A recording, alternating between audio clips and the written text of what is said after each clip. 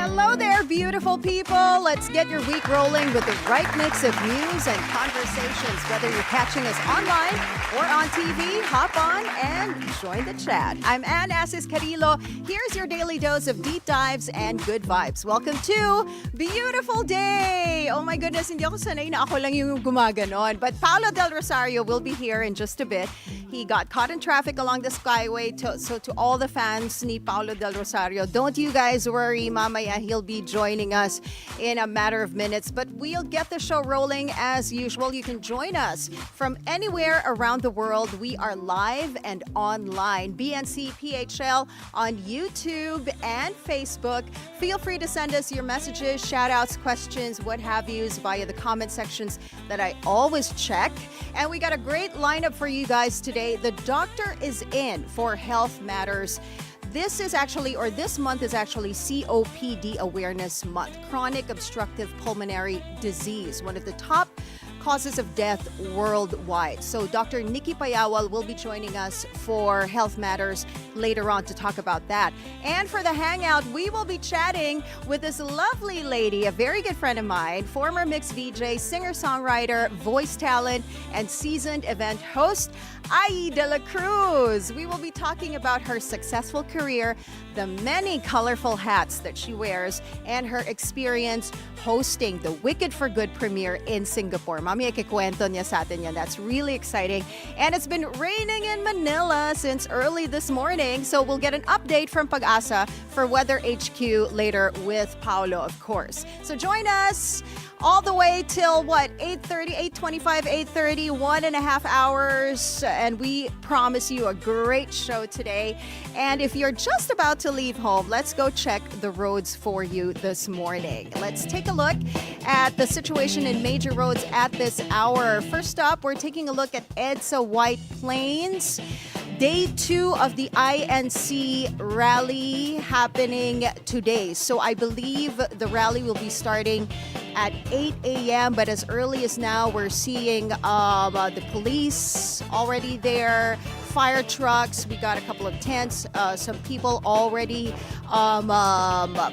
there at the site. So we're seeing traffic on the southbound lane, moderate to heavy, already building up. On the opposite lane, we're also seeing moderate traffic on that stretch. Now, here is what's happening along EDSA Quezon Avenue flyover. On the left side of your screens are vehicles heading to Quiapo.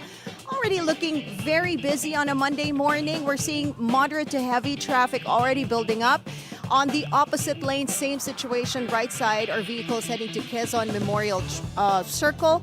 Moderate to heavy traffic there as well. Now, heads up to motorists, the expanded vehicle number coding scheme is in full swing. It's a Monday, so vehicles with license plates ending in 1 and 2 should be off the road right about now until 10 a.m. and again later from 5 p.m. to 8 p.m. And the Department of Energy is expecting a substantial fuel price hike this week. The DOE's projections indicate that the price of both gasoline and diesel could jump up by up to 1 peso and 40 centavos per liter, while kerosene could increase by up to 1 peso and 20 centavos per liter. The Oil Management Bureau says that the rise in prices is due to increased optimism in potential trade agreements between China and the United States. Now on to our top stories for this morning. Thousands of people flocked to the anti-corruption rally of Iglesia Ni Cristo. The 3-day protests for justice into the flood control scandal started Sunday, November 16th, and will continue until Tuesday, the 18th. The Manila Police District estimated that around 600,000 crowd filled the Quirino Grandstand in Manila. Some are expected to camp in the area, and more are expected to come. The National Capital Region Police Office says the head count could swell up to 1.5 million by today.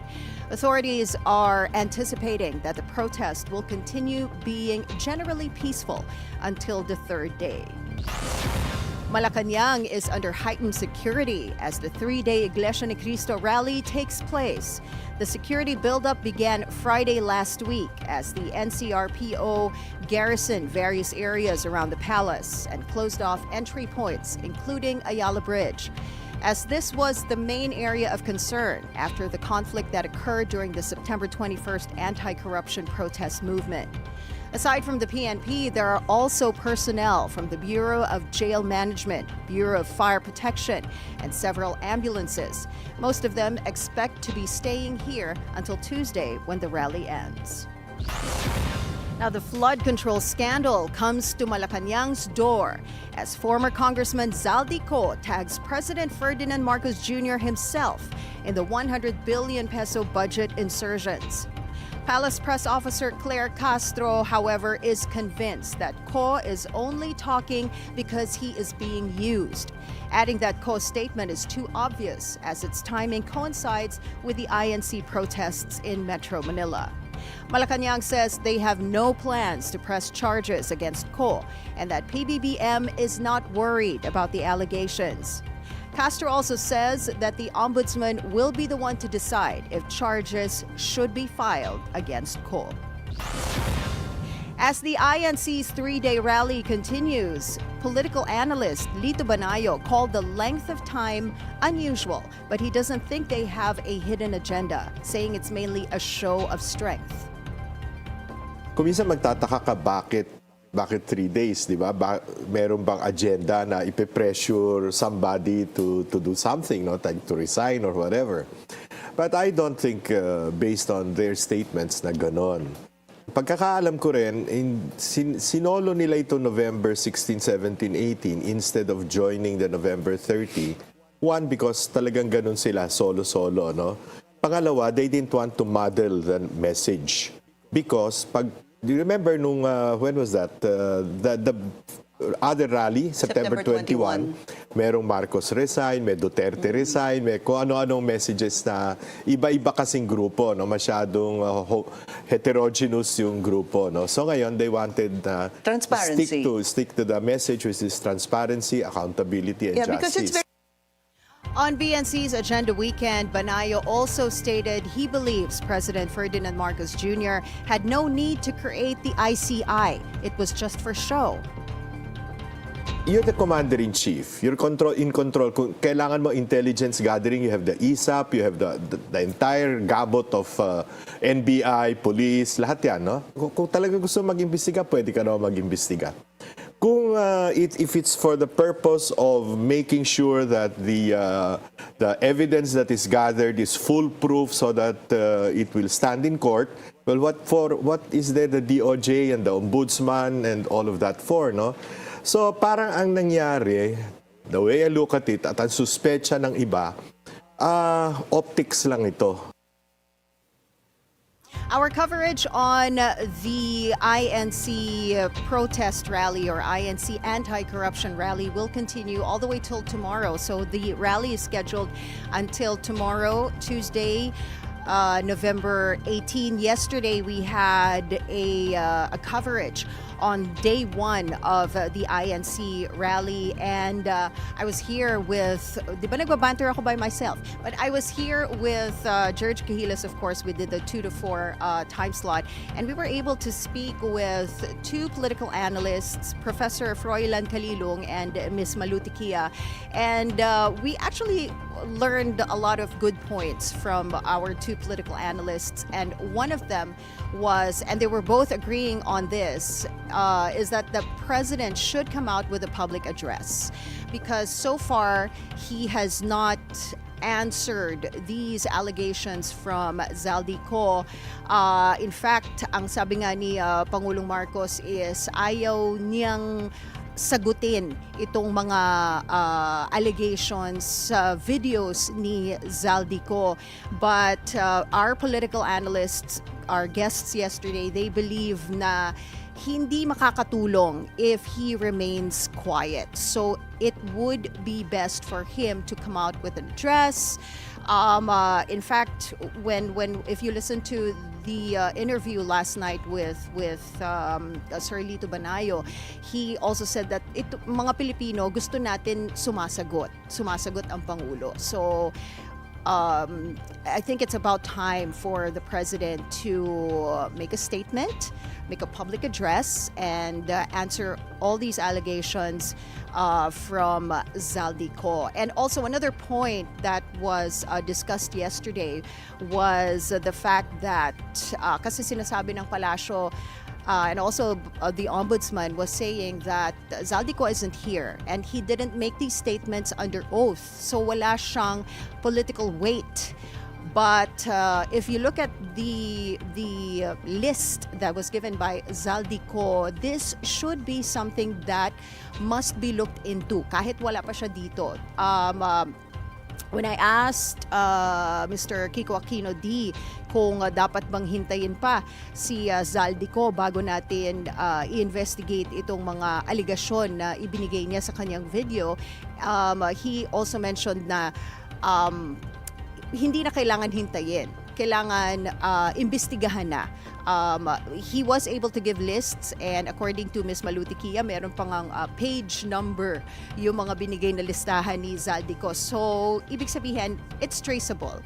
So, it would be a good idea to investigate this matter kahit wala pa siya. Kasi kung hihintayin natin na umuwi si Zaldico bago pa ma-revoke ang kanyang passport, sa Tagalog nga sinasabi, puputi muna ang uwak bago umuwi dito. Even if we're waiting for him to come home voluntarily, parang it's like hoping against hope. So it would be good to investigate this matter. The ombudsman is there, DOJ is there. Zaldico was even calling on Senator Panfilo Lacson and the Senate to look into this matter, yung 100 billion peso insertions na sinasabi niyang ipinapasok sa kanya ni former Speaker Martin Romualdez as instructed by the President himself. Yun ang kanyang allegation. So magandang imbestigahan. And also, it is high time that the President answer these allegations, speak up about this matter. So we'll see kung anong mangyayari in the next couple of days, weeks. But for now, we are having the INC anti-corruption rally all the way till tomorrow, and another rally is coming up November 30. Yan ang part 2 nung September 21 rally, and they're saying that this is going to be bigger than the first one, than yung September 21 rally. And bibigyan namin kayo ng updates, of course, on that November 30 rally. So make sure that you are tuned in to the Bilyonaryo News Channel as we keep you updated on these matters. Now, let's move on to sports this time. Italy's Yannick Sinner made the Turin crowd go wild as he overcame Spain's world number 1, Carlos Alcaraz. I'm going to say it like Paolo says it. Winning 7-6 and 7-5 in their ATP Finals title decider, Sinner retains his trophy in the season-ending championship.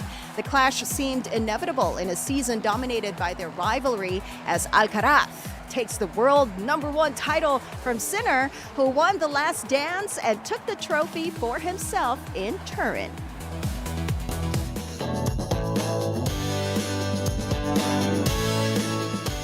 Okay, here we go with our first cup of tea. Actress Andrea Brillantes is living the dream.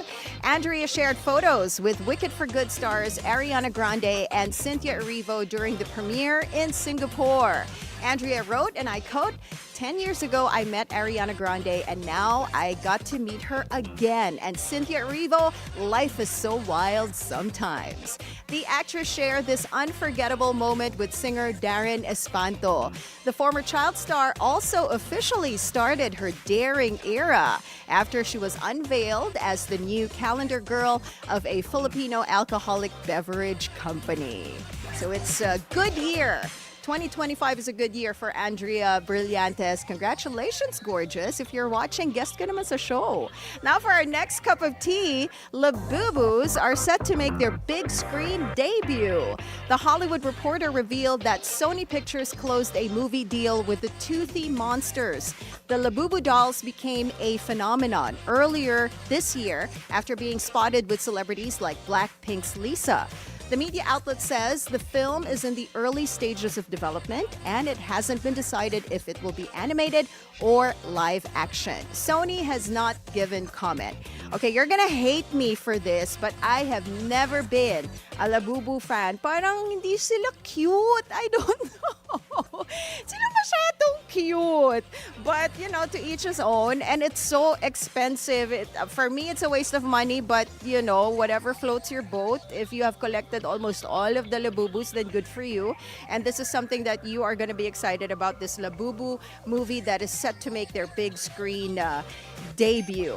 And that is our tea for this morning. Now, guys, are you feeling breathless even after a light activity? Or are you dealing with a cough that just won't go away? Pulmonologist Dr. Nikki Payawal will be joining us today to shed light on chronic obstructive pulmonary disease. More on that when Beautiful Day returns after a short break. Don't go away.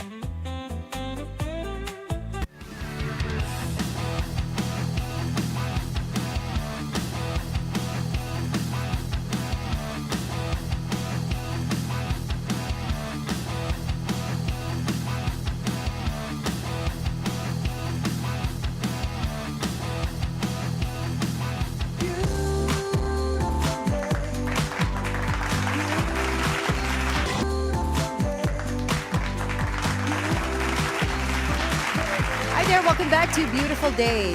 November is National Chronic Obstructive Pulmonary Disease Awareness Month. COPD is now the third leading cause of death worldwide, largely because many cases go undiagnosed. From recognizing early signs to treatment and management, Dr. Nikki Payawal is here to break everything down for us on Health Matters.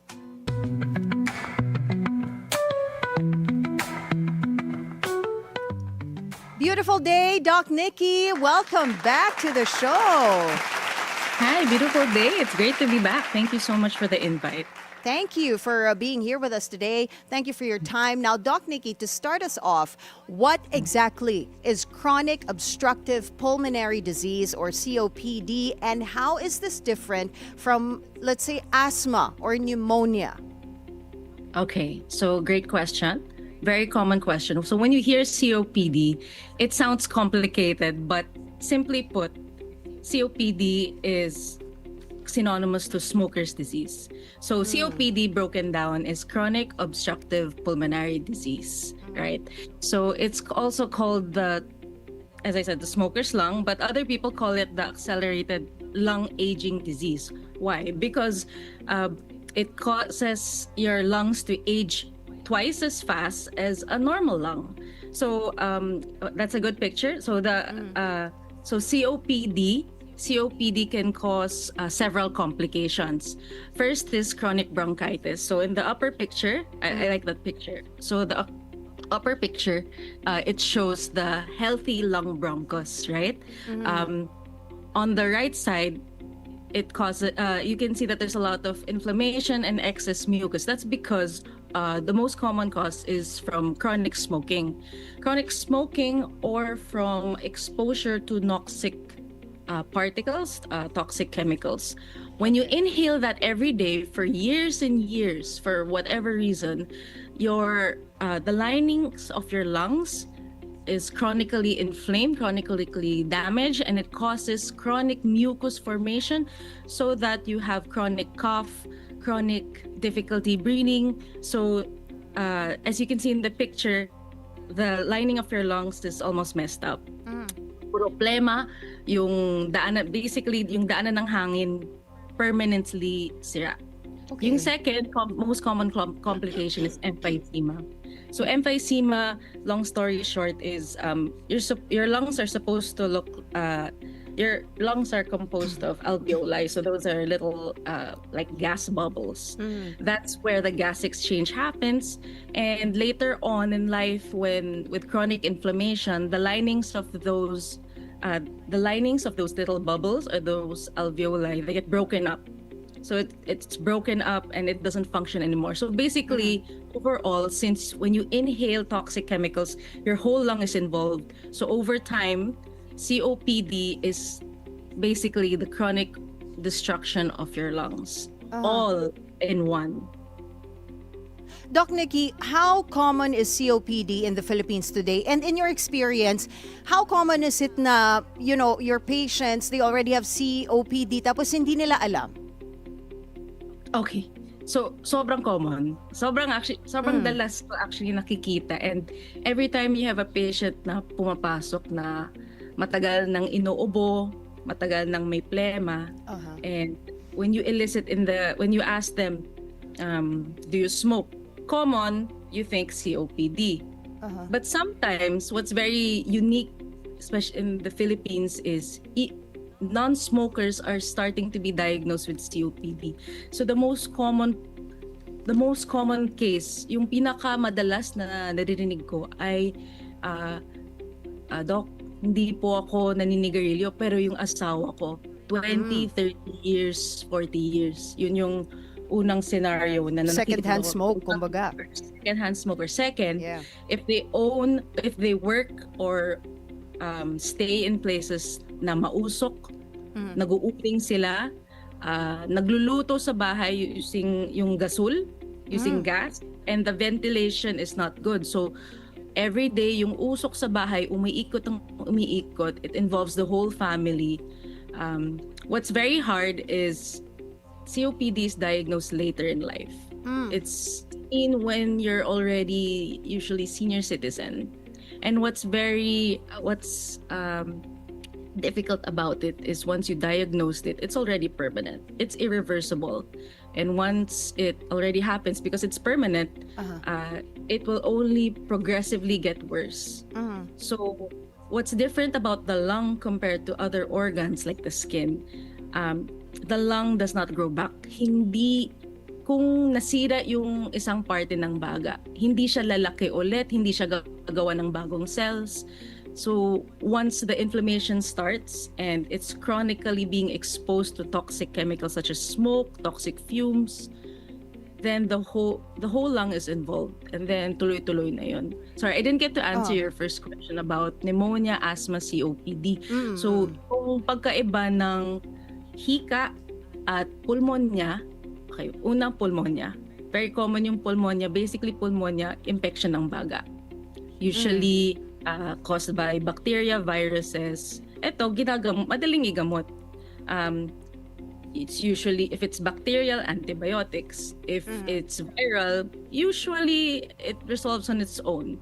So, it's curable. Okay. You don't have pneumonia for life, basically. Right. Yung hika or asthma, medyo similar siya sa COPD. But the difference is, COPD is worse. Why? Because it gets worse over the years. Okay. With asthma, it's episodic, meaning today may hika ako, my next yung susunod na atake ko dahil sa hika ay maybe 1 week, 2 weeks, 1 month, 3 months from now. COPD, you feel it all the time. Okay. Throughout the rest of your life. Halimbawa, yung common profile na naririnig ko. 30 years naninigarilyo, tumigil siguro 5 years. Walang hingal nung time na yun. Or 20 years naninigarilyo, sometimes even 10 or less. Walang hingal. First 5-10 years of quitting. And then biglang year after year bumabalik sa akin or bumabalik sa aming pulmonologist, and they already have signs and symptoms of COPD. Madaling mapagod, konting lakad sa bahay, hingal na. It starts slowly Okay. It starts very mild. It starts with, example, climbing up the stairs or doing exercises they used to do before, hindi na kaya, hingal na. Tapos yung susunod, doing simple household chores, hingal na. So that's over years over years. Right. Tapos yung mahirap lang sa atin, yung mahirap lang actually is, iniisip ng mga tao ay dahil matanda lang po ako. Okay. It's because of age. So, People don't come to the clinic. They just accept it. Pagod lang ako, or siguro dahil sa, and then insert sa edad. Siguro dahil di ko na kaya. Yun pala, COPD na. So, I guess that's one of the reasons why hindi, some cases hindi diagnosed kasi alam mo naman tayo mga Pilipino ang hilig natin mag self-medicate pag may mga ubo-ubo, iniisip natin ubo lang to, and then so I'll get something over the counter like a cough medicine. But you brought up some important points there na unang-una, the lung does not recover anymore once ma-damage na siya. Hindi na siya mababalik kumbaga from its original state. And also we're calling this smoker's disease, smoker's lung. Hindi lang smokers yung affected by the COPD. We also have the non-smokers who are exposed to secondhand smoke, and also those who are exposed to harmful chemicals that damage the lungs. And sabi mo nga, Doc, na this happens or nasa spot natin yung COPD pagka nasa senior age na. So is it possible for this to like happen all of a sudden, or talagang nagpo-progress siya throughout the years? No, it's not sudden. What can be sudden in symptoms is asthma or pneumonia. Because once you have an attack of asthma, yun na yun. Yung pneumonia, usually may kasamang lagnat. That's the big difference. Usually may kasamang lagnat. But it's hard to differentiate these three. That's why you really need a doctor. Kailangan talaga pumunta sa doktor. So medyo titingnan mo pa yung table na to, tapos magse-search ka pa. What's really better, because it's hard to spot. Actually, asthma is a hard diagnosis also. That's a whole separate talk. But COPD is even harder because as it's gradual, it's slow, and I just want to explain why it's so slow. So COPD, the other name for COPD is accelerated lung disease. So what does that mean? When you age, so when you're born, your lung, by the age of 20, your lungs are already matured. So if you have your lung function that's 100%, you have the best lung function that you have.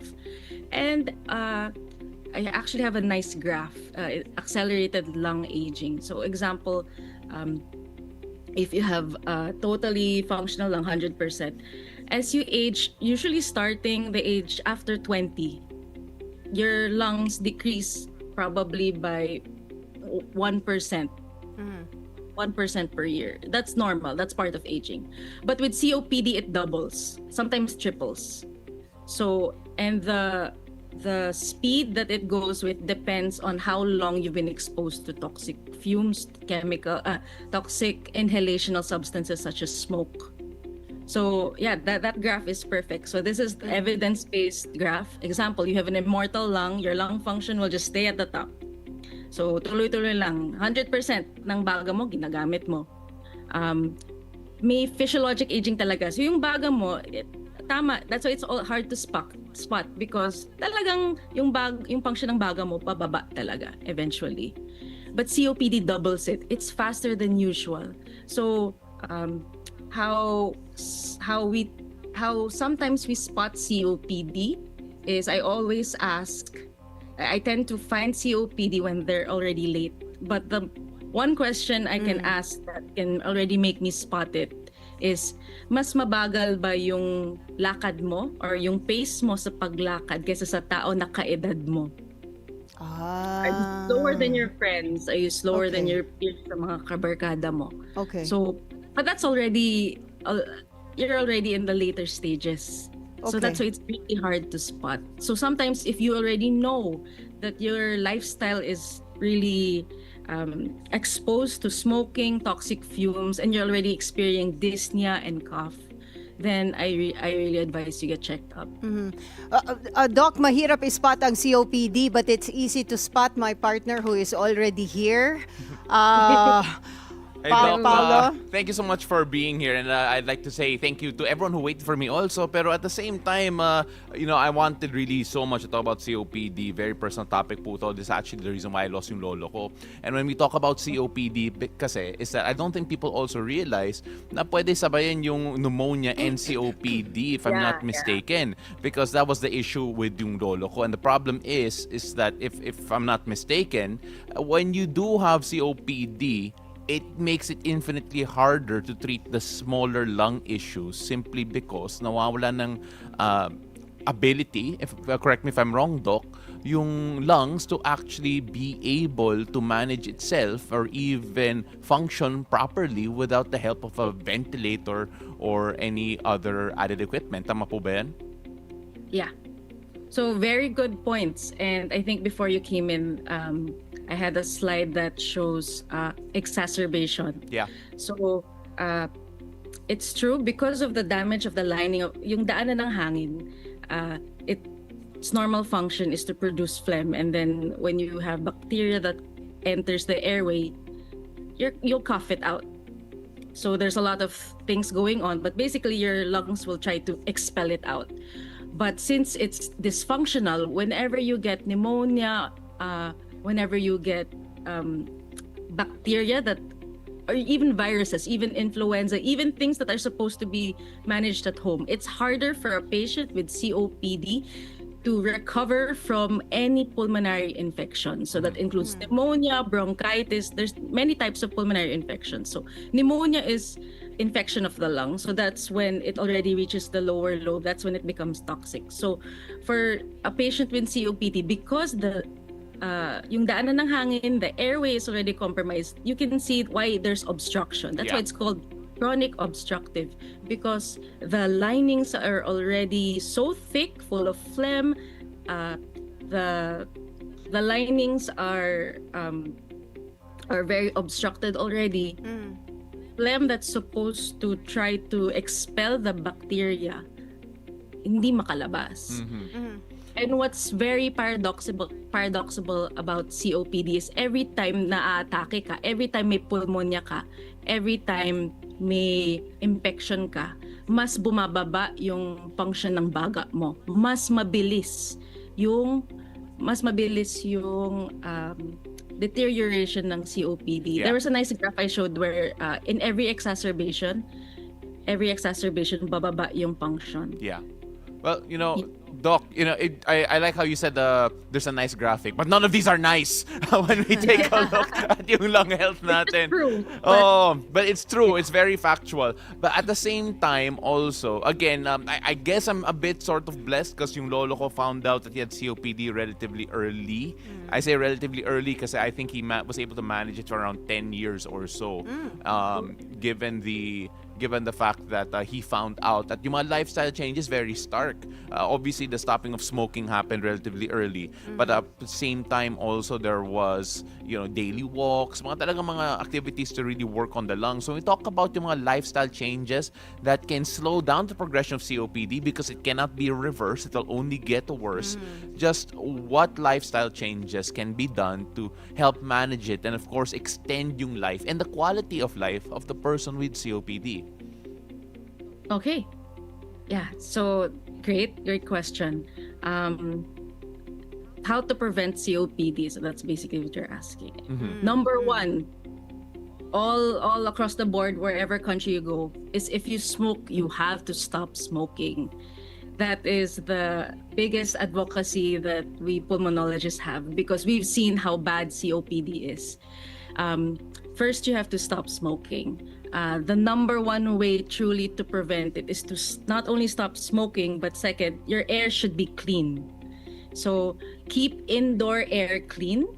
Avoid yung mga usok galing sa bahay. Avoid yung mga uling. Alam ko sa mga ibang tao kasi mahirap yun. It's part of their jobs, especially halimbawa, nagtatrabaho ka sa daan, nagtatrabaho ka sa construction. So it's very hard, but you just have to be very conscious. If pupunta ka sa area na mausok, pupunta ka sa trabaho na mausok, dapat maayos yung paglagay mo ng mask or saglit lang yung exposure mo because the hours accumulates in the next few months and the years. So you have to protect yourself from any sources of pollution, either in the work, in the house, or even outside. So basically, the left side of this picture is avoid the toxic chemical, toxic fumes. The other side, the right side, is these are lifestyle changes that you can do. So number one, vaccines. So vaccines are so important because every time you get an exacerbation or na-atake ka sa COPD, the lung function goes down faster. So bale, from a normal lang, COPD, tapos COPD na palagi na-atake, like times 2 pa. So kung nabakuna ka sa mga available na bakuna, hindi kasi lahat available na pwede bakuna. Lahat ng klaseng pulmonya, wala tayong available bakuna. But we do have the most common. Number one is flu or influenza. Every year, everyone can get it except those younger than 6 months. Everyone. So every June, I always advise my patients that the updated one comes out every May to June. Always look for it May to June. Okay. It's not at the beginning of the year. Second is yung sinasabing anti-pneumonia. So ito, may certain criteria. Hindi kailangan naman ng lahat. Tsaka ito yung medyo mahal. Ito umaabot siguro 5,000 plus. So yung tawag ay pneumococcal. Pneumococcal vaccine. There's a new one actually that you just need a one-time dose. There's already a very complete one and it's good for your life. One-time lifetime dose. Yeah. Well, Doc, buti lang afford yan ni Ann. But also, apart from that, and we were actually whispering to each other on the side because we talk a lot about smoking here, Doc, but then it's not just the only thing people are inhaling nowadays. Yeah. Vaping, Doc, is that included also do sa kailangan mong itigil to avoid COPD? And meron bang parang safe level of smoking or exposure to Safe level ng smoking? exposure to what do you call this, pollution, or kailangan talagang zero exposure to these harmful chemicals? Okay. So una yung tanong vaping. As I said I think in our last interview about vaping. Yeah, we talked about that is before. New. Yeah, we talked about vaping is very new. The data is scarce. Remember, smoking has been here for hundreds of years, probably 400 years. So there is no clear data yet, but knowing already the disease of COPD, that any toxic inhalation can go, if the patient has been exposed to it for decades, it already triggers a whole inflammatory response. Meaning, even one stick is already enough for you to be at high risk for COPD. There have been studies that have shown that the duration or how long you smoke, meaning kahit half stick lang, isang stick, or saglit lang sa isang araw, is just as bad as someone who smokes half pack. This is with regards to COPD. Okay. The other diseases like heart disease, stroke, that's a completely different. But basically with COPD, the trigger, the whole lung gets inflamed. Diyan nangyayari yung pagkapal ng daanan ng hangin, diyan lumalabas eventually yung emphysema because of chronic inflammation. So it just takes one stick. So walang safe dose. Yung vaping rin, right now there's no direct evidence that links it to COPD because as you can hear, COPD, it takes decades for it to come out, right? Here in the Philippines, 10 years lang yung vape in the market. So eventually, I'm very confident it will come out that it is strongly linked. Because already with household smoke, meaning yung galing sa pagluto-lutuan, marami ng patients from non-smokers. Meaning never smokers. Yeah. Pero exposed lang sila sa sa harmful chemicals and pollution. But Doc, once you are diagnosed with COPD, gaano kabilis ito mag-progress if left untreated or unmanaged? Okay. So it will really progress. there's nothing you can do to stop its progression. It will not completely stop, but it will slow down if you get treated early. Example, you get vaccinated early, Yeah. you're doing rehabilitation early, you're exercising well, and it's never, I always tell my patients, it's never too late to quit. So, it's never too late. So, baka kasi isipin ng mga tao, 30 years na ako na magsusmoke, parang tinanggap nila yung fate nila. No. So, as you can see, that's a nice picture.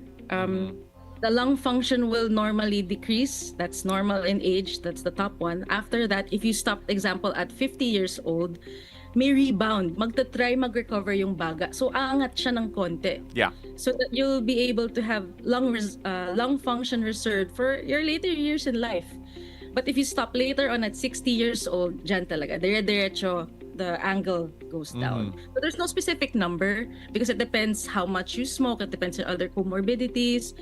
But definitely, if you look at people who quit 5 years ago versus 10 years ago versus 20 years ago, those who quit much longer, for a much longer time, mas bumabalik to near physiologic, yung malapit sa normal na lung function, sa predicted na aging na lung function. Yeah, can I just say also, because one of the key takeaways here is that you can also have it, or at least get the inflammation of the lungs due to household smoke. Hindi na ako magluluto dahil sa'yo, Doc. Paano yan? All right. But of course, Hindi that's naman, just a joke. Open your windows. Yeah. Open your Dapat windows. Yes. ventilation. Ang sarap pa naman amuyin pag kunwari you're grilling something. Di ba? Yung mga barbecue. Pero kung ang sarap. mausok yung kusina mo, siguro that's a sign also. Open the window. Oo. Yes. Or bumili ka nung yung what do you call that? The range hood. Yung range hood, Yeah. tama. Pero Doc, since it is COPD Awareness Month, when we talk about the message that we want to give Filipinos about COPD, kasi based on what you're saying a while ago, how common it turns out to be, just what would your message be to make sure that, one, we diagnose it, two, that we start to address it, and three, that we understand just how long-lasting the effects of smoking can actually be, especially when it comes to COPD, because if I'm not mistaken, it feels like dry drowning kasi hindi na gumagalaw yung lungs mo. Yeah. So the feeling of COPD is as if you're breathing through a narrow straw. So try breathing through a straw and then try kinking it. That's really the best feeling. So yung palagi yung sinasabi sa patients, especially yung naninigarilyo pa rin. Ayun.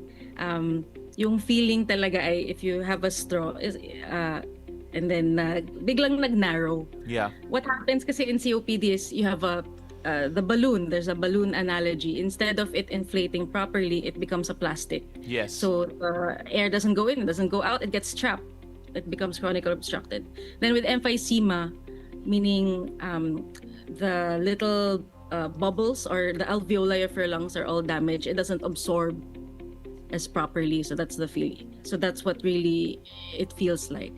My take-home message really for COPD is first, avoid all toxic fumes, smoking, and for the sake of your family, kung kayo po yung naninigarilyo, double-edged sword, hindi lang yung sarili mo yung affected. Yes. Yung asawa mo, That's yung right. anak mo, yung kapitbahay mo, tsaka yung kabarkada or yung mga katrabaho mo. They're all at risk. So, smoking is not just harming yourself. It's actually harming everyone around you. I think I just want to mention how we can treat COPD because baka kasi masasad marami mga tao na walang treatment biglang COPD. We do give inhalers. Yeah. There are maintenance inhalers. It's the best ones that usually range 2,000 to 3,000 per month. It will improve your quality of life. It will slow the progression, but it will not stop it. But pwede na. It will definitely improve you. No, it will. It will improve you. And then the earlier you start it, and the earlier you have a doctor guiding you on how to save every function of your lung, every breath matters. So as your years go by, at least you have guidance. I just want to mention that what happens in the most severe stages of COPD, because in the end stage of COPD, it becomes so severe. Some people are on oxygen their whole lives. And the last one is really because it's the inflammation of the whole lung and the whole lung is not working, you might as well just replace it. But that's not yet available in the Philippines, lung transplant. Yeah. Talaga, Doc? I Yeah. didn't know that. Lung transplant, hindi pa siya available Option. here. Okay. So the lung center is currently trying to find the best patient to do it, but it's Okay. still in the wraps. Hopefully it comes out in the news soon, but yeah. Yeah, but you know what? This is such a illuminating topic, sa totoo lang. And personally, like I mentioned a while ago, very personal to me because I feel like I know too much, pati yung feeling, because it was explained to me by yung lolo ko. It's like breathing through a straw nga. So there'll be times kapag hinihingal siya, he actually would breathe as if he were breathing through a straw. As in, his mouth would turn into like straw, like mga ganon. So that's that feeling that they get. But it's great to hear all these options, of course, to try and help manage it. And at the same time, naalala ko rin yung kanta by The Police yung Every Breath You Take. Oo. This is like a breath Every of fresh move air, you Doc make. Nikki. Oo. Kasi 'di ba bumalik yung asthma ko kaya alam ko rin yung feeling na parang oh my gosh, hindi ako makahinga. 'Di ba? Ang hirap noon. But it's such a serious topic, Sobra. but we have to ask this last question. No, and you na know why medyo we always have shift Doc to- Nikki? You know, and I'm gonna make it positive again. We always have Doc Nikki because marami siyang inaaway online.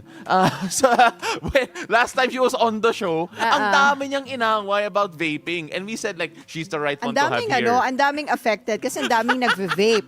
But now guys, since it's COPD Awareness Month, kailangan itigil na natin yung smoking and vaping, 'di ba, Doc Nikki? And I guess that makes your day beautiful. But we'll ask you that question. What makes your day beautiful, Doc Nikki? My day is beautiful because I can wake up alive, I can wake up breathing well. I always promote to my patient every breath matters, meaning basically every moment matters, meaning the little habits that you do every day, yung lahat ng sinabi ko in relation to smoking, just little micro habits that you do every day. It impacts you in the long term. Doc, you know what? This is an investment for your life. Right. 10, Yes, it 20 is. Of course. from now. Doc, you know what? Third time's the charm sana. Sana we can have you here live in studio next time because it is such a pleasure talking to you. And baka we might get into good fights here in studio. Even Malayo ka better ba, Doc? fights. Malayo ka ba from QC? No, I'm from QC. So Oh, perfect. ayun! Perfect! So next time, studio guest na natin Oo nga si eh. Doc Nikki. But Should get here earlier than me. Yeah, thank you so much for joining us today, Doc Nikki Payawal. Thank you as always, and hopefully we'll see you in the studio soon. Thank you so much for having me. Have a good morning. Have a great morning, Doc. Thank you so much. I love Doc. Sana we can have her here live on Dami air. natin natututunan, di ba? Yeah. Dami rin nating nakakaaway. Actually her. Reactions on Facebook and on YouTube pag napapanood nila yung mga explanation kasi Yes. complete pa siya with charts eh, 'di ba? What I love about having Doc Nikki over is that she is not afraid to really call out yung mga habits na talagang normal for a lot of people Yeah. that actually would affect them later on. So of course, we have to move on here. And of course, again, I just want to say, grabe yung traffic kanina. Actually, I feel na apektuhan ako ng mga rally. No, seryoso, ganun level. Wala naman yung rally doon sa Skyway. No, pero umabot sa Okay. the entire Akala ko may nasiraan, EDSA. you May said. nasiraan nga. Okay. Pero even after that, it was bad. But we'll talk about that later on because we're going to take a look at the local weather on Weather HQ after the break. Plus our horoscope with Master Hans Kua. So don't go away. Beautiful day. We'll be right back.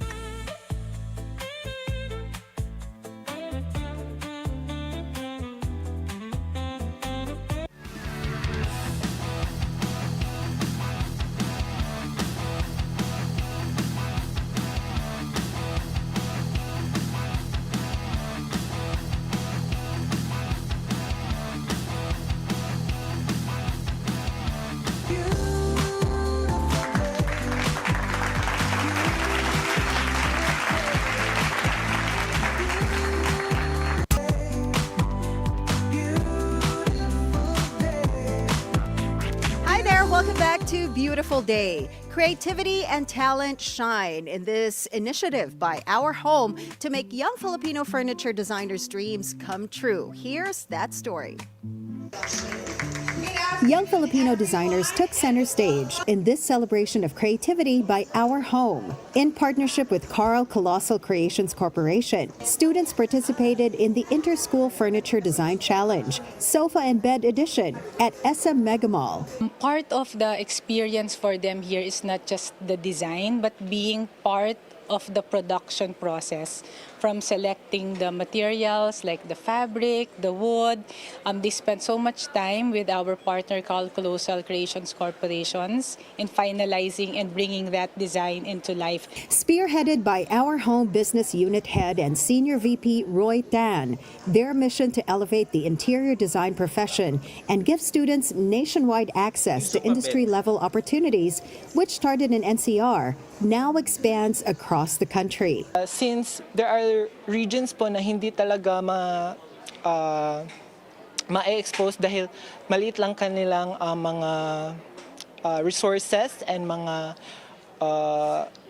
connections. So I think this marks as a big challenge also, because it makes a bigger gap that we have to fulfill. Their end-to-end production journey deepened students' understanding of manufacturing requirements and practical design considerations. From 22 participants to 5 finalists, judged on functionality, innovation, theme compatibility, and forward-thinking design, Demi Delusong of Sofa Design Institute emerged as the grand winner with her marshmallow bonfire-inspired piece. As a student, we only see products, like we only do it on paper, then we do it rendered on the computer, and then sometimes we do a scale model of it. So you really see the more intricate and the hardships behind making a furniture piece. So it's not just designing, it's not just making something, it's more like a collection of the whole, not just the designer, but the workers, the manufacturers, to create something in actual of it. It gives like an inspiration to other students and also other creatives out there who wants to design something and who wants to put something into their own voices onto it, or something they mix it to themselves. Our Home stands firm. Filipino design holds strong global potential, especially when grounded in modern and contemporary aesthetics and supported by industry frontrunners. And Asis-Carilo, Bilyonaryo News Channel. And it's time for us to find out what the stars have in store for us today. Let's hear it from our resident energizer and feng shui master, Hans Kua, in our horoscope of the day. Take it away, Master Hans.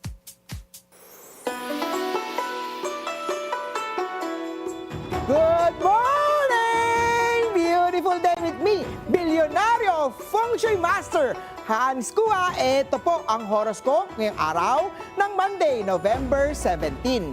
Para sa mga pinanganak ng Year of the Rat, ang simpleng pagtitipid ngayong araw ay may malaking epekto sa paparating na December. Gold at 1. Kay Ox naman tayo, kumain ng warm na sopas na soup ngayong panahon na malamig.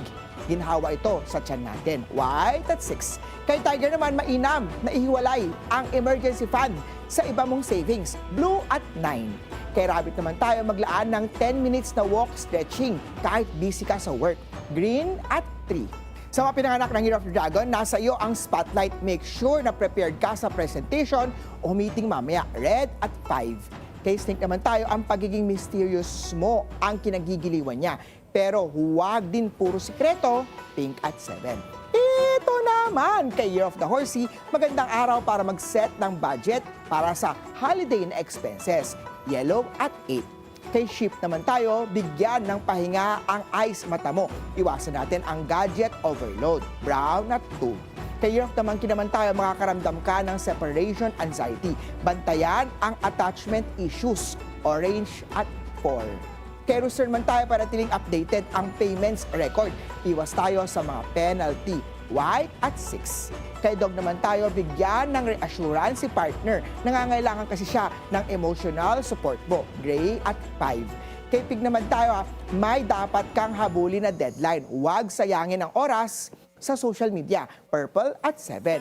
Paalala lang, ito po'y patnubay lamang. Ang tunay na swerte ay nagsisimula sa pagiging totoo. Abangan araw-araw ang horoscope of the day dito lang po sa Beautiful Day with me, Master Hans Kua. Thank you, as always, Master Hans Kua. Now, what will the weather be like this Monday? Let's find out from Paolo as he gives us today's forecast from Weather HQ. Take it away, Pao.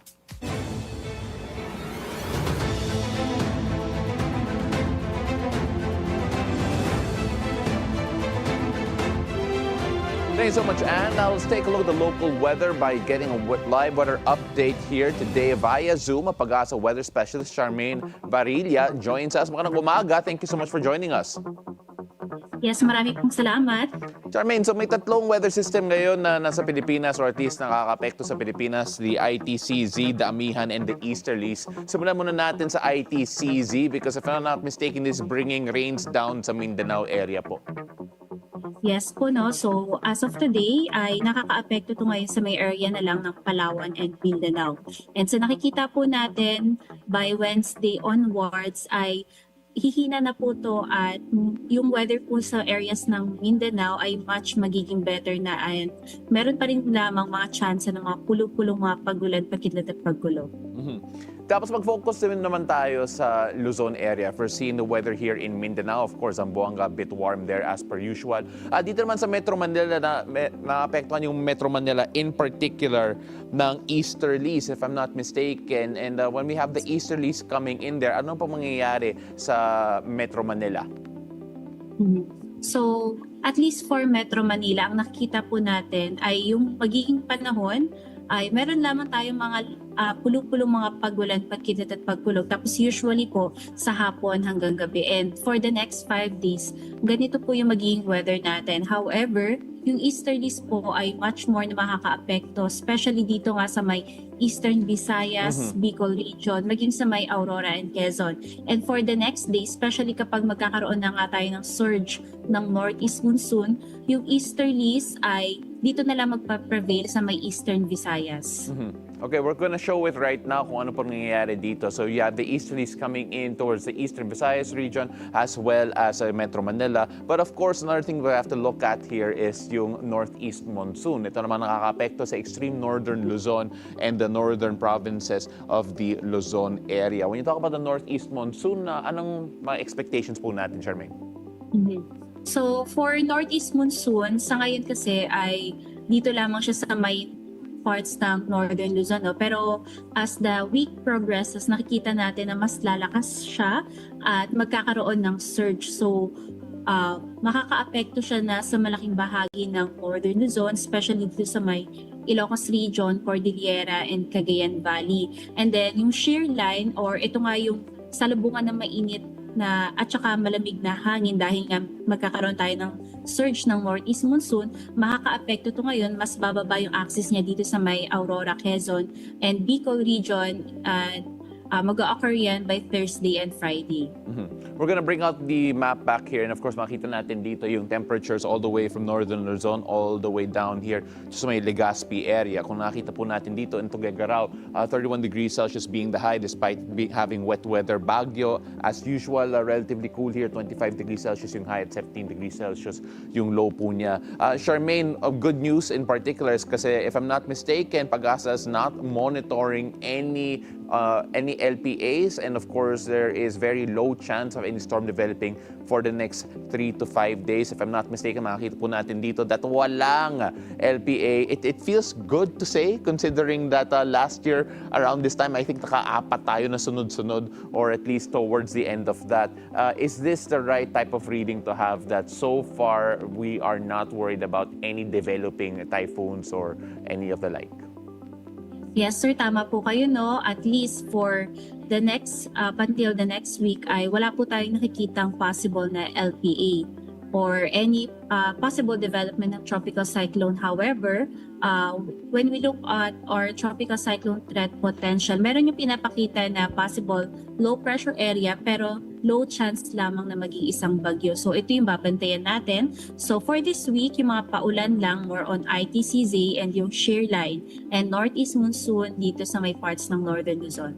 Charmaine Varilla from Pag-asa, maraming salamat. Thank you so much for joining us and hopefully we can talk to you again soon. Yes, sir. Maraming salamat din po.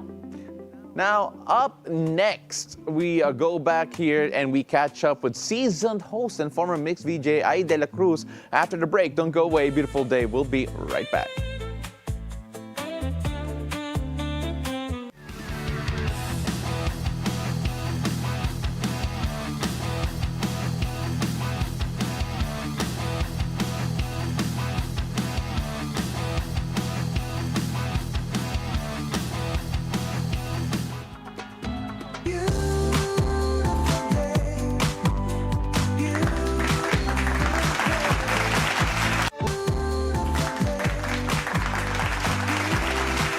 Welcome back to So Watching Beautiful Day. Now, our next guest has been bringing the energy on TV, on stage, and even courtside for years. And now it's time to meet the bundle of joy behind the mic. She's known as every P-Pop's fan favorite host, and it's easy to see just why. She's fronted shows for local powerhouses SB19 and BINI, and even taken her talent to the global stage. She also spent nearly a decade as a beloved VJ on the MYX channel. Let's catch up with Dela Cruz on The Hangout.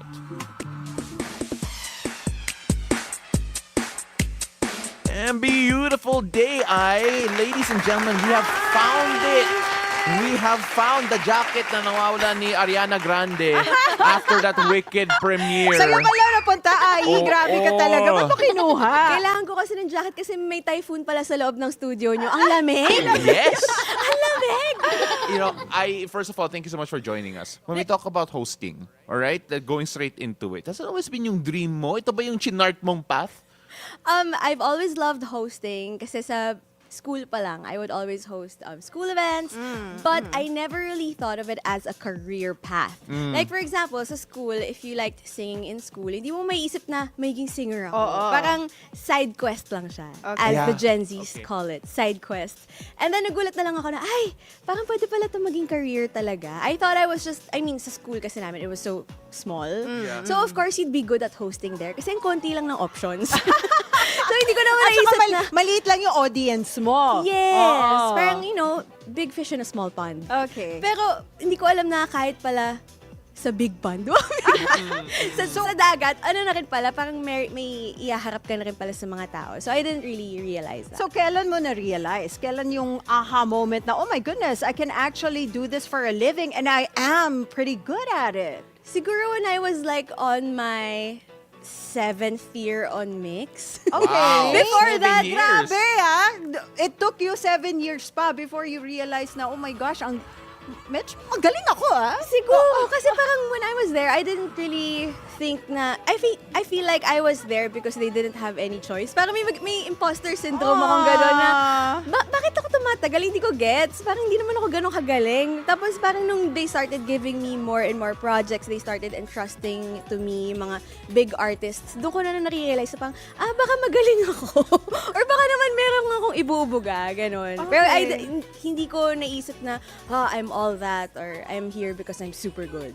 Alam mo, it's so funny that you said 7 years bago mo na-realize. Baka pwede. That's 7 years of imposter syndrome. Actually, hanggang ngayon. Hanggang ngayon, you know Hanggang what? ngayon. It doesn't feel like it. From an aha moment to the ai moment. But when you take a look at... Alam mo, can I just say, parang Oo. feeling ko, I understand that where that feeling is coming from. Kasi I've known Ai for how many years na, di ba? From nung nagsisimula ka pa lang sa MYX, di ba? One thing na I really love about you is your humility. Yung thank you. never siya nagkaroon ng yabang factor. I guess that's why it took you 7 years to realize, no, magaling din pala ako. Kasi you are so humble. I swear, sa Thank lahat you. ng mga celebrities that I've met in the industry, artista, hosts, musicians, you are one of the most humble. As in never nagkayabang factor. And I think that is one reason why you continue to rise up sa career. Thank you very much. I just had to say that. Okay, Yes. let's move on. And Okay. I also just want to say na yun nga, we go way back. Yeah. Miss Anne, I've known you since you were, Miss I've bought Anne. dozens of cookies from Miss Oo, Anne. grabe! She makes the best Number cookies. one supporter ko yan sa, As sa in. baking business ko. Yes. Ay, ayan, magka-catch up tayo later. O sige, And Paolo. Paolo, I've worked with your father before. Yeah, I know. Yeah, during my audition, he was there. Really? So I think I have your father to thank for my career now. Oh my, Tito, no, baka it's Tito's such a small watching. world. Hi, Coach Tito. Richard. He might actually be. But of course, I know that your favorite celebrity to work with is Coach Richard Del Rosario. Yes, of Oo, course. pero, Lalo na sa free throws, pero best. apart from him, like, who were the celebrities that you felt na when you started working with them? Like, grabe, feeling ko magle-level up na ako sa buhay. Oh, I think the first one ever, hindi, kasi ang hirap magkakaiba sila Oo, ng tama, categories. tama I naman. started as a courtside reporter. So iba yung level ng uy, I made it dun sa basketball world. So I think sa basketball, nung nakakatrabaho ko na or I've been reporting na sa PBA, I was working with like LA Tenorio, James Yap was like one of my favorites growing up. Of course. And sina Asi Taulava, alam mo yun, yung parang, nung growing up, parang pinapanood mo lang sila, tapos biglang, hala, katrabaho ko na sila. Yeah. And then sa music world naman, I think on my first month sa Mix, I got to interview the Eraserheads, that's which so were like good. my heroes Yeah. while I was learning how to play the guitar in high school. I think we all went through that phase. And also yung mga big bands na nakakasama ko na. And also, internationally, I think grabe yung impact sa akin when I got to interview Ed Sheeran. Yeah. And then sa movie world also, like Jason Parang you Momoa. sang with Ed Sheeran? Pinilit ko, yes. Pinasok ko yun sa interview namin na parang, can we sing Lego House together? And Ed Sheeran being like the Game most siya. humble person, one of the most humble persons in the world, game naman siya. And I also gave him a suhol. I gave him a Lego gift din kasi he loves Okay. Legos eh. So parang sabi ko, totoo naman, I found his music through Legos kasi he has a song called Lego, Lego House, House yeah. and I was Googling songs with Legos in the lyrics and that appeared. Okay. You know what? Now that we're talking about yung mga celebrities that you have worked with and have somehow changed your career, just very recently you were in Singapore and you were one of the hosts for the premiere of Wicked for Good there in SG. My gosh, from being a Wicked fan to being a premier international host real quick. How was that experience? Kwento mo. First of all, we weren't really supposed to talk about it until it happened. So that Yeah. was torture to keep it inside Yeah, and to not yeah. tell everyone, why are you there? Parang kasi ang tagal namin sa Singapore. Like, weeks before it, we've been flying in and out for rehearsals and everything. So, until it happened, hindi pa kami sure, totoo na ba to? Yeah. may ganun, may ganun I feeling get kasi you. bawal mo pa i-post, bawal mo pa sabihin sa mga tao. And then, ayun na nga, biglang, natawagan lang ako noon, I think a month ago, they were asking, are you free on this day? Yeah. We want a host na magaling sa fan interaction. So I Yeah. have all the fan events I've ever hosted to thank for that because I think they saw what I could do with fans. Kasi we hosted the yellow carpet segment. Yeah. So basically, yun yung nandun lahat ng fans who bought their tickets to see and interact with the cast and the director of Wicked for Good. And I was with Marky Strom. Yeah. He was my co-host.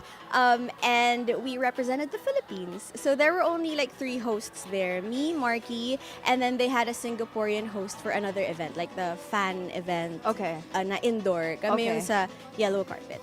Pang outdoor kayo. Yes, and the Oo. handprint ceremony happened there. Ayun. At saka, wow, that's such a proud moment, no, na they got a Filipino host to take care of that big segment with all the stars there. Ariana Grande, Cynthia Erivo, Michelle Yeoh, si Jeff Jeff Goldblum, John and right? Shu. Yes.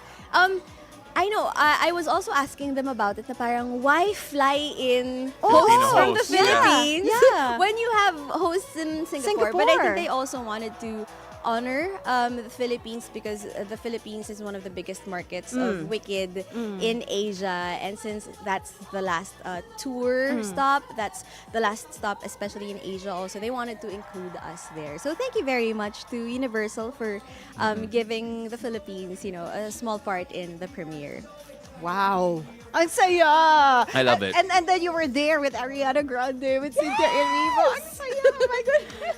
Grabe. And I think we picked the right person to represent us. Kasi there is such a level of I don't know how to say this parang yung giddiness is all in you. Oo, when we talk about that. And to be fair rin, I mean like going back to her time sa Mix, Ann, maraming daw na-relate dati sa school dahil sa Mix Countdown. Yes, I was one of them also. Kasi I was also a fan of Mix. Di ba kayo nagdaan doon? Yung inaabangan nyo yung top 10? Oo. No, well, yeah, I don't know about Ann. Naiya ako kasi yung top 10 na inaabangan ko yung kay Trigger Man sa LS. Oh my gosh! I'm sorry, I just dated myself. Pero yun yung top 10 na inaano, the top 20 at 12. Yun. But anyway, going back to that, okay, because si Ann could not help but go back in time. But I want to see if how updated you are. Oh no, I am not. Kasi, disclaimer, I am not. I'm not updated anymore. I know. So we're going to put you to the fire here because we're going to put your Mix VJ skills to the ultimate test. We're going to tell you the top 5 songs on the Mix charts as of November 14, 2025. They're jumbled up. So you have to rank them in the Kailangan mo siyang right i-rank order. them sa right order. Of where they are in the charts right now. Oh no, don't do this to me. Okay, Yes, okay. we're Oh my doing gosh. this. Okay, so the 5 songs are, First Love by BINI, Aya by Earl Agustin, What If Tayo by Mika Salamanca and Brent Manalo, Minamahal by Ashtin Olviga and Andres Mulak, and Kinakabahan by Lily. Ayan, kinakabahan ka na ngayon. Yes, kinakabahan ako kasi hindi ko alam kung ano yung... Okay, wait. Siyempre. You can join us online, by the way, if you're watching. Give us your live rankings. Again, the songs are First Love, What If Tayo, Aya, Minamahal, and Kinakabahan. So these are 5 ba yun? 1, Yes. 2, 3. So I'll put BINI at number 1. First Love number 1. I think I'll put Andres Mulak and Ashtin Olviga, Minamahal at number 2. Number 2. And BINI then number 1. Earl Agustin at number 3. Earl Agustin number 3. Mika and Brent at number 4. And then Lily at number 5. Lily at number 5. I feel like I didn't get it right. Okay, so ito yung ating correct ranking. Okay, so... Ladies and gentlemen. So, ladies and gentlemen, she got a grand total of 1 correct. Kinakabahan at number 5. That's number 1. So, yung actual number 1 right now is What If Tayo by Mika Salamanca and Brent Manalo. Wow. So happy for them. Number 2 is First Love. Uy, malapit na. Oh, malapit na. Close by BINI. Yeah. Number 3 is Minamahal by Ashtin Olviga and Andres Mulak. And of course, number 4 is Aya by Earl Agustin. Close! So close. Oo. I mean, Kinabahan ka ba doon? Medyo kinabahan ako. Kasi hindi na talaga ako updated talaga. You know how when you're getting older, parang Getting older, Ayi? no, really, like your knowledge for music gets saturated. Parang you get satisfied na with what you've been listening to since high school and college. Yun yung pinapaulit-ulit mo. Medyo ganun ako. Yes. And of course, the one last thing we want to wrap up with, because we're running out of time, unfortunately. But the nice thing is that because you're a seasoned host, of course, ako parang adobo seasoning ako as bilang host I want to hear your take on what people are making fun of our profession at dito on TikTok and social media. I've seen that. Tama ba na yung trending line natin bilang events host? Ayan. All right. My take on this? Yes, do you do it? Okay, when I was still with Mix and I would train like the newer generation, I would always tell them not to say this. Yung ayan, sabi ko, get it out of your system, get it out of your vocabulary. Ayokong marinig yun sa inyo. So hindi na yan lumalabas from you? No. Or kahit involuntarily, yung parang you're not even thinking about it and then you're just automatically saying your next line tapos biglang, all right. I think because of the conscious effort, natanggal ko na. Yung alright, baka pwede pa, pero not that way. Yung when I really wanna say, alright, let's go to this. Ganon. Pero not the alright. Yung pang filler, yeah, I really don't like hearing that. Ayan. Kailangan Now that it's a Kailangan trend, gawin go natin ahead. together. All right. Diba? Yeah. Okay. Ayan, all right. Gawin natin together. I-post natin for sa sure. socials. No, actually, dapat mag-do's and don'ts ka.